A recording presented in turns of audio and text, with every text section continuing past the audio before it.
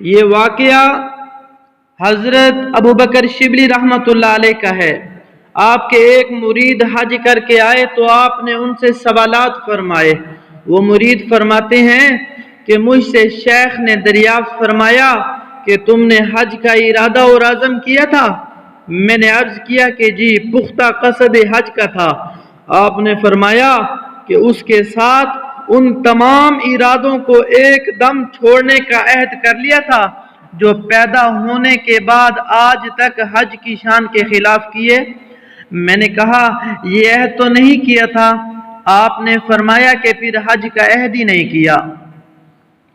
میرے دوستو، پھر شیخ نے فرمایا کہ احرام کے وقت بدن کے کپڑے نکال دیے تھے؟ میں نے عرض کیا جی بالکل نکال دیے تھے۔ آپ نے فرمایا اس وقت اللہ کے سوا ہر چیز کو اپنے سے جدا کر دیا تھا؟ میں نے عرض کیا ایسا تو نہیں ہوا۔ آپ نے فرمایا تو پھر کپڑے ہی کیا نکالے؟ آپ نے فرمایا وضو اور غسل سے طہارت حاصل کی تھی؟ میں نے عرض کیا جی ہاں، بالکل پاک صاف ہو گیا تھا۔ آپ نے فرمایا اس وقت ہر قسم کی گندگی اور لغزش سے پاکی حاصل ہو گئی تھی؟ میں نے عرض کیا یہ تو نہ ہوئی تھی۔ آپ نے فرمایا پھر پاکی ہی کیا حاصل ہوئی؟ پھر آپ نے فرمایا لبیک پڑھا تھا؟ میں نے عرض کیا جی ہاں، لبیک پڑھا تھا۔ آپ نے فرمایا کہ اللہ جل شانہ کی طرف سے لبیک کا جواب ملا تھا؟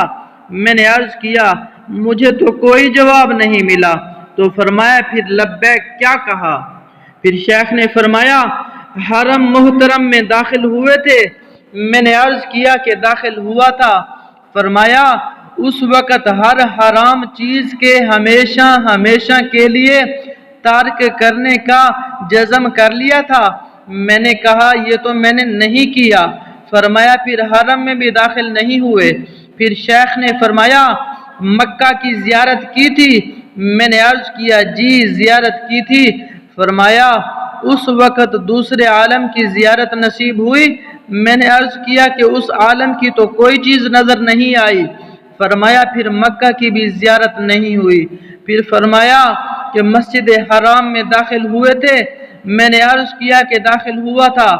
فرمایا کہ اس وقت حق تعالی شانہ کے قرب میں داخلہ محسوس ہوا؟ میں نے عرض کیا کہ مجھے تو محسوس نہیں ہوا۔ فرمایا کہ تب تو مسجد میں بھی داخل نہیں ہوا۔ پھر شیخ نے فرمایا کہ کعبہ شریف کی زیارت کی؟ میں نے عرض کیا کہ زیارت کی۔ فرمایا کہ وہ چیز نظر آئی جس کی وجہ سے کعبے کا سفر اختیار کیا جاتا ہے؟ میں نے عرض کیا کہ مجھے تو نظر نہیں آئی۔ فرمایا پھر تو کعبہ شریف کو نہیں دیکھا؟ پھر شیخ نے فرمایا کہ طواف میں رمل کیا تھا؟ میں نے عرض کیا کہ کیا تھا۔ فرمایا کہ اس بھاگنے میں دنیا سے ایسے بھاگے تھے جس سے تم نے محسوس کیا ہو کہ تم دنیا سے بالکل یکسو ہو چکے ہو؟ میں نے عرض کیا کہ نہیں محسوس ہوا۔ فرمایا کہ پھر تم نے رمل بھی نہیں کیا؟ پھر شیخ نے فرمایا کہ حجر اسود پر ہاتھ رکھ کر اس کو بوسہ دیا تھا؟ میں نے عرض کیا جی ایسا کیا تھا۔ تو انہوں نے خوف زدہ ہو کر ایک کھینچی اور فرمایا تیرا ناس ہو، خبر بھی ہے کہ جو حجر اسود پر ہاتھ رکھے وہ گویا اللہ جل شانہ سے مصافحہ کرتا ہے، اور جس سے حق تعالی شانہ حق سبحانہ و تقدس مصافحہ کریں وہ ہر طرح سے امن میں ہوتا ہے۔ تو کیا تجھ پر امن کے آثار ظاہر ہوئے؟ میں نے عرض کیا کہ مجھ پر تو امن کے آثار کچھ بھی ظاہر نہیں ہوئے۔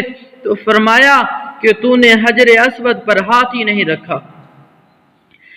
پھر فرمایا کہ مقام ابراہیم پر کھڑے ہو کر 2 رکعت نفل نماز پڑھی تھی؟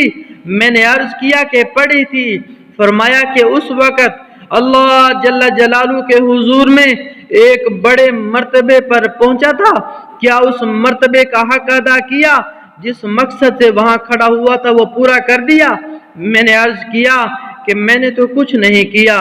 فرمایا کہ تو نے پھر تو مقام ابراہیم پر نماز ہی نہیں پڑھی۔ پھر فرمایا کہ صفا مروہ کے درمیان سعی کے لیے صفا پر چڑھے تھے؟ میں نے عرض کیا کہ چڑھا تھا۔ فرمایا وہاں کیا کیا؟ میں نے عرض کیا کہ 7 مرتبہ تکبیر کہی، 7 مرتبہ تکبیر کہی اور حج کے مقبول ہونے کی دعا کی۔ فرمایا کیا تمہاری تکبیر کے ساتھ فرشتوں نے بھی تکبیر کہی تھی اور اپنی تکبیر کی حقیقت کا تمہیں احساس ہوا تھا؟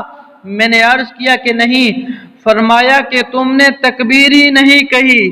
پھر فرمایا کہ صفا سے نیچے اترے تھے؟ میں نے عرض کیا کہ اترا تھا۔ فرمایا اس وقت ہر قسم کی علت دور ہو کر تم میں صفائی آ گئی تھی؟ میں نے عرض کیا کہ نہیں۔ فرمایا نہ تم صفا چڑھے نہ اترے۔ پھر فرمایا کہ صفا مروہ کے درمیان دوڑے تھے؟ میں نے عرض کیا کہ دوڑا تھا۔ فرمایا اس وقت اللہ کے علاوہ ہر چیز سے بھاگ کر اس کی طرف پہنچ گئے تھے؟ غالباً فَفَرَرْتُ مِنْكُمْ لَمَّا خِفْتُكُمْ کی طرف اشارہ ہے جو سورہ شعراء میں حضرت موسیٰ علیہ السلام کے قصے میں ہے۔ دوسری جگہ اللہ جل شانہ کا پاک ارشاد ہے فَفِرُّوا إِلَى اللَّهِ۔ میں نے عرض کیا کہ نہیں۔ فرمایا کہ تم دوڑے ہی نہیں۔ پھر فرمایا کہ مروہ پر چڑھے تھے؟ مروہ پر چڑھے تھے؟ میں نے عرض کیا کہ چڑھا تھا۔ فرمایا کہ تم پر وہاں پر سکینہ نازل ہوا اور اس سے وافر حصہ حاصل کیا؟ میں نے عرض کیا کہ نہیں۔ فرمایا کہ مروہ پر چڑھے ہی نہیں۔ پھر فرمایا کہ مینا گئے تھے؟ میں نے عرض کیا گیا تھا۔ فرمایا کہ وہاں اللہ جل شانہ سے ایسی امیدیں بندھ گئی تھی جو معاصی کے حال کے ساتھ نہ ہوں؟ میں نے عرض کیا کہ نہ ہو سکیں۔ فرمایا کہ مینا میں ہی نہیں گئے؟ پھر فرمایا کہ مسجد خیف میں جو مینا میں ہے داخل ہوئے تھے؟ میں نے عرض کیا داخل ہوا تھا۔ فرمایا کہ اس وقت اللہ جل شانہ کے خوف کا اس قدر غلبہ ہو گیا تھا جو اس وقت کے علاوہ نہ ہوا ہو؟ میں نے عرض کیا کہ نہیں۔ فرمایا کہ مسجد خیف میں داخل ہی نہیں ہوئے؟ پھر فرمایا کہ عرفات کے میدان میں پہنچے تھے؟ میں نے عرض کیا کہ حاضر ہوا تھا۔ فرمایا کہ وہاں اس چیز کو پہچان لیا تھا کہ دنیا میں کیوں آئے تھے اور کیا کر رہے ہو اور کہاں اب جانا ہے، اور ان حالات پر متنبع کرنے والی چیز کو پہچان لیا تھا؟ میں نے عرض کیا کہ نہیں۔ فرمایا کہ پھر تو عرفات پر بھی نہیں گئے؟ پھر فرمایا کہ مزدلفہ گئے تھے؟ میں نے عرض کیا کہ گیا تھا۔ فرمایا کہ وہاں اللہ جل شانہ کا ایسا ذکر کیا تھا جو اس کے ماں سوا کو دل سے بھلا دے، جس کی طرف قرآن پاک کی آیت فَاذْكُرُوا اللَّهَ عِنْدَ الْمَشْعَرِ الْحَرَامِ میں اشارہ ہے۔ میں نے عرض کیا کہ ایسا تو نہیں ہوا۔ فرمایا کہ پھر تو مزدلفہ پہنچے ہی نہیں۔ فرمایا کہ مینا میں جا کر قربانی کی تھی؟ میں نے عرض کیا کہ کی تھی۔ فرمایا کہ اس وقت اپنے نفس کو ذبح کر دیا تھا؟ میں نے عرض کیا کہ نہیں۔ فرمایا کہ پھر تو قربانی ہی نہیں کی۔ پھر فرمایا کہ رمی کی تھی یعنی شیطانوں کو کنکریاں ماری تھی؟ میں نے عرض کیا کہ کی تھی۔ فرمایا کہ ہر کنکری کے ساتھ اپنی سابقہ جہل کو پھینک کر کچھ علم کی زیادتی محسوس ہوئی؟ میں نے عرض کیا کہ نہیں۔ فرمایا کہ رمی بھی نہیں کی؟ پھر فرمایا کہ طواف زیارت کیا تھا؟ میں نے عرض کیا تھا۔ فرمایا اس وقت کچھ حقائق منکشف ہوئے تھے اور اللہ جل شانہ کی طرف سے تم پر اعزاز و اکرام کی بارش ہوئی تھی، اس لیے کہ حضور علیہ السلام کا پاک ارشاد ہے کہ حاجی اور عمرہ کرنے والا اللہ کی زیارت کرنے والا ہے، اور جس کی زیارت کو کوئی جائے اس پر حق ہے کہ اپنے زائرین کا اکرام کرے۔ میں نے عرض کیا کہ مجھ پر تو کچھ منکشف نہیں ہوا۔ فرمایا تم نے طواف زیارت بھی نہیں کیا؟ پھر فرمایا کہ حلال ہوئے تھے؟ احرام کھولنے کو حلال ہونا کہتے ہیں؟ میں نے عرض کیا ہوا تھا۔ فرمایا کہ ہمیشہ حلال کمائی کا اس وقت عہد کر لیا تھا؟ میں نے عرض کیا کہ نہیں۔ فرمایا کہ تم حلال بھی نہیں ہوئے؟ پھر فرمایا کہ الوداعی طواف کیا تھا؟ میں نے عرض کیا تھا۔ فرمایا اس وقت اپنے تن من کو کلیتاً الوداع کہہ دیا تھا؟ میں نے عرض کیا کہ نہیں۔ فرمایا تم نے طواف وداع तवाफ़ वदा भी नहीं किया। फिर फरमाया दोबारा हज को जाओ और इस तरह हज करके आओ जिस तरह मैंने तुमसे तफसील बयान की। मेरे दोस्तों, हज इस्लाम का बहुत अहम रुकन है जिसकी अदायगी अहले इस्तिताअत के ज़िम्मे फ़र्ज है और इसमें कोताही बरतने और उसे अदा न करने पर सख्त वईद वारिद हुई है।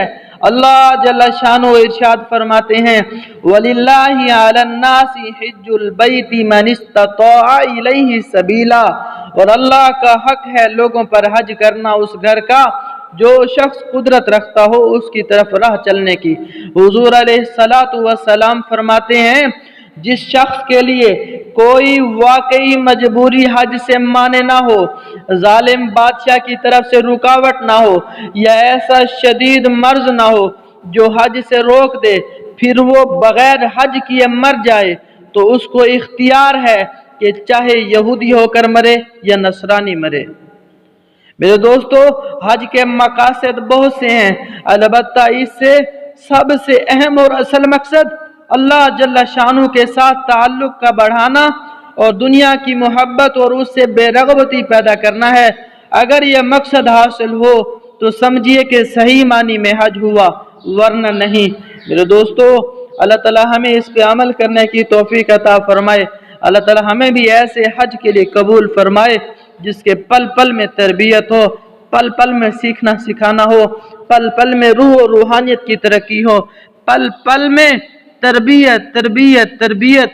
मेरे दोस्तों, मैं मिन्नत करूंगा हज पर जाने वाले अहबाब तक इस वीडियो को पहुंचाएं।